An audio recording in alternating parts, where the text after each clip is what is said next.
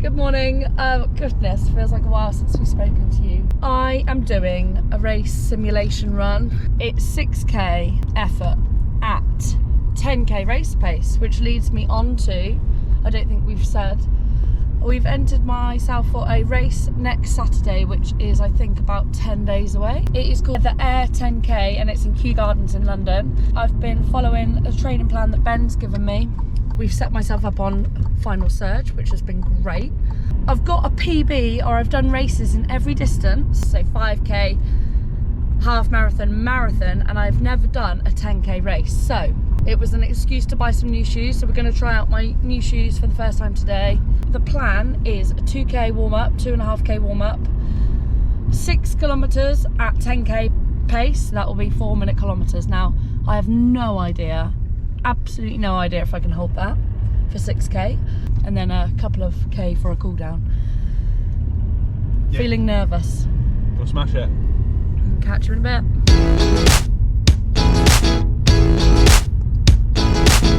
So this is the route. We're driving it in reverse. Ben's going to drop me at the start. I'll do a quick warm up and then I'm going to run this back. Ben has got up with me. He's going to be on the bike today and try and help me pace, but mainly to film. The time is 5:53 in the morning. Back at work today. It's bank holiday weekend, so we've got to get up, do this early. Training for the past 2 weeks has been going quite well. I've been feeling relatively fit. Ben gets coached from Coach Performance. I'm getting coached from Ben.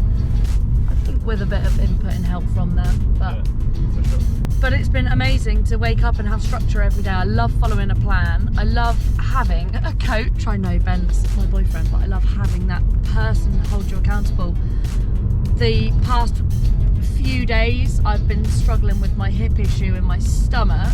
On Saturday I would have just gone out and tried this run because it was scheduled for that weekend, but Ben was like, no, give yourself a few days. It was just nice to have someone to stop you basically and put the reins on, because they put the effort in making your plan. You have to listen and they hold you accountable, so it's been nice. Just coming up to the place where we're going to warm up.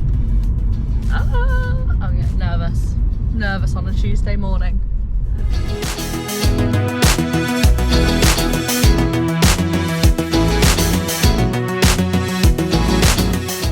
few more strides, a bit of stretching, and then we'll get going. Let's go, good luck!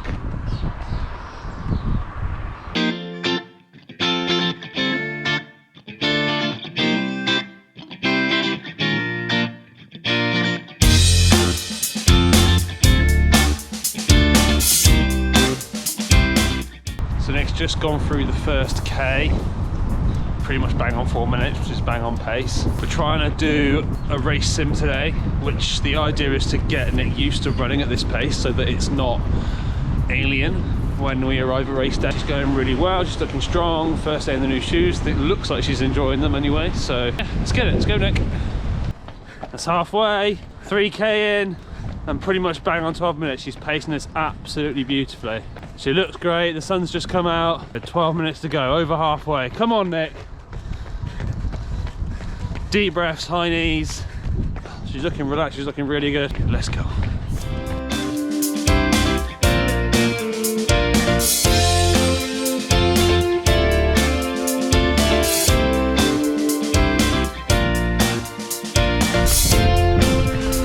Come on, Nick. Come on, Nick, last push, well done. You okay? No. This is gonna call it off, you know.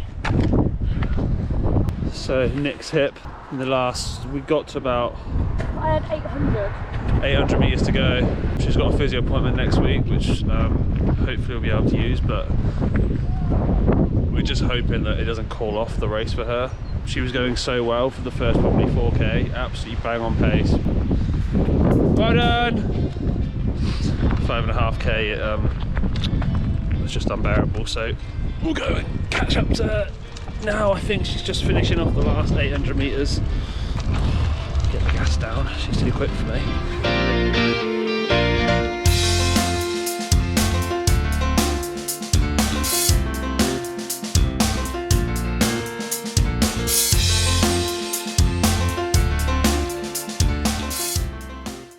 Oh my god, my hip. tummy area. But you did really well. You did everything you could though. You gave it time. Like, I could have limped that last 800, but I think that was it's no good. It's just no good for my stomach. What is wrong with it? Felt good though. So frustrating. It's so annoying that we're now in May. This became a thing in February. I was doing really well with physio and gave me exercises. It basically came on 4 days ago. I did 21k long run steady and it just came out of nowhere, which is so annoying. I was going 4-minute K, 4:05s, so on pace, felt really good. Legs felt fresh, and at 4k just hip pain, stomach pain. Oh my gosh. With 800 meters to go, I had to stretch. I was gonna call it there. I probably should have called it there. Just so annoying. Just jogging back now on my cool down. Ben cycled back to the car. I can definitely feel it still. The only way to ease it when running is to breathe out fully, like fully expire, and also then to stretch. That really loosens the spasm or the cramp. But when you're going at 10k pace, I can't fully breathe out. I'm out of breath. On a more positive note, shoes felt very, very good. Felt so bouncy. It was great. And they really encourage you to run with good form as well. Like really landing on your forefoot, driving with the knee. Excellent first impressions with the shoe. Run done. Not how I wanted that race simulation to go. If that was the real race, I would have had to pull out. That was ridiculous. So I said to Ben, I'd have spent 2-3 minutes stretching at every K or whatever. Ben's very good. He looks at the positives and he says, you know, I felt good at 4k running 4-minute Ks. I could have held it. Fitness felt okay, legs felt fresh. I did feel a bit breathy because of my cold, but I'm just so annoyed. So painful. The question is, I don't know what I'm gonna do next Saturday. I'm gonna get in touch with my physio again. We'll see, we'll see. Anyway, this video is partly about the ZoomX Vaporfly Next Percent. They felt so good. Look at them. They are so nice. First impressions, very good. They're very, very tall stack height, but I'm not sure about the lockdown feel in the heel. We'll see. I think I need to lace them maybe a bit tighter, but yeah, impressed. So it is a few runs later, a few weeks later even, and I thought I'd give you a quick first impressions of my thoughts and opinions of these shoes. In the previous clip I was absolutely buzzing about them, and I do really, really like them, but I think I will just break it down even more. So I will put some facts and figures of the shoe on the screen. The shoe actually retails at £209. I think it's £209.95, which is £30 cheaper than the first iteration of this Nike shoe. So the first Nike Vaporfly Next Percent, I think, was £240, so these are about £210. So going in the right direction.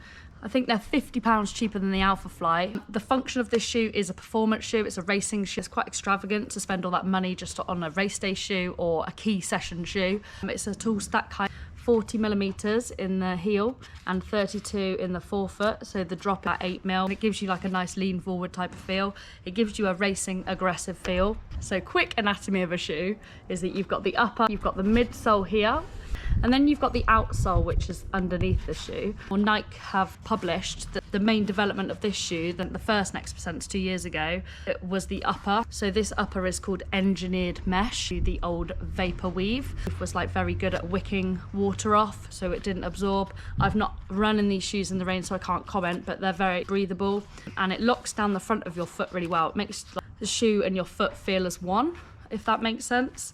They have improved the toe box as well.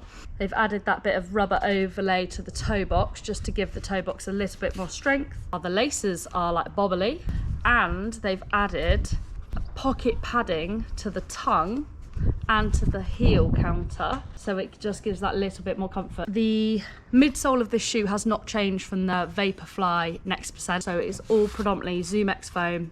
The carbon plate in the middle you can't see is pretty stiff, and the grip, or the outsole has not changed, so it's got rubber grip at the top and it's exposed ZoomX foam at the back. Now the weight of this shoe, I only know in my size, but the weight of one shoe, which is a UK 5.5, which I think is a US 8, is 164 grams. So really light shoe, which makes them ideal for racing and for trying to chase PBs. And the fit, I would say, is true to size. I'm always a 5.5 in running shoes. I seem to be. Nike are no different. I've always bought 5.5s. These are a size 5.5 and they fit me ideally. In terms of my first impressions, these are pretty much at the start of their life. I have run less than 30 miles in this shoe. I think I've actually run about a marathon in distance, so about 40-45 kilometers. I love, let's do the likes first, I love the energy return. I love the springiness of the shoe.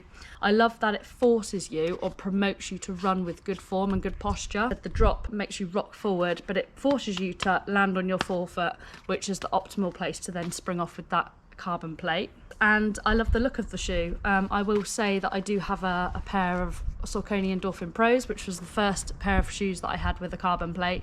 I don't necessarily like the look of those. These are much more my style. Love the colour, love the look. I think Nike have done a really good job in terms of how they look. Going on to my dislikes then, I've got two main dislikes. And again, early days, I can't seem to get a lockdown feel in my heel. Now, whether or not I'm not lacing them properly, I haven't tried the runners knot yet, I've just laced them conventionally. But I would have thought with the padding and this extra little lip here, I'd have thought my heel would have been locked down. And I've had a lot of heel slippage. So with the tall stack height going around corners, I felt a bit unsteady. So the first one is my heel slipping. The second dislike, I suppose, is the value for money. They are cheaper than their first iteration of this shoe. They are cheaper than the Vaporfly. However, they are really pricey for a race day shoe. It is extravagant. I would love this shoe had I not had this shoe first. So these, excuse the state of them, they're coming to the end of their life. They're reaching about 500 kilometers now, 300 miles. But had I not had the Endorphin Pro from Saucony, I would have loved this shoe, loved it. This costs, I think, about 180, 190 pounds. This costs 210. I'm not sure there is 30 to 40 pounds worth more in this shoe. Despite it being lighter, this is 20 grams heavier. This doesn't feel as stable. This feels much more stable with a lot of spring from the plate. The same stack height, but this just feels a lot more stable, a lot more locked down in the heel. This isn't a comparison review, this is quite literally first impressions, start of its life, end of its life. I'm estimating I will get around 300 miles in the shoe, so the durability is not quite there. So value for money, I have to question. It's a really expensive shoe. So conclusions. I do love this shoe. I love the performance. I do love the feel, minus the heel, and I love the colour of it. They are extravagant, they are expensive. And my thoughts for the London Marathon, I was thinking, oh, it's a no-brainer. I'll get these, I'll get them in white again. But I am questioning whether I would buy these again, or if I would try the new Saucony Endorphin Pro 2s, which I think have just been released a couple of days ago. So what will I wear for the marathon in October? Will it be Saucony? Will it be Nike? Will it be something else? I'm not sure. So we shall see. Decisions. Thank you so much for watching. We hope you're keeping well, and we will see you in the next one. Bye!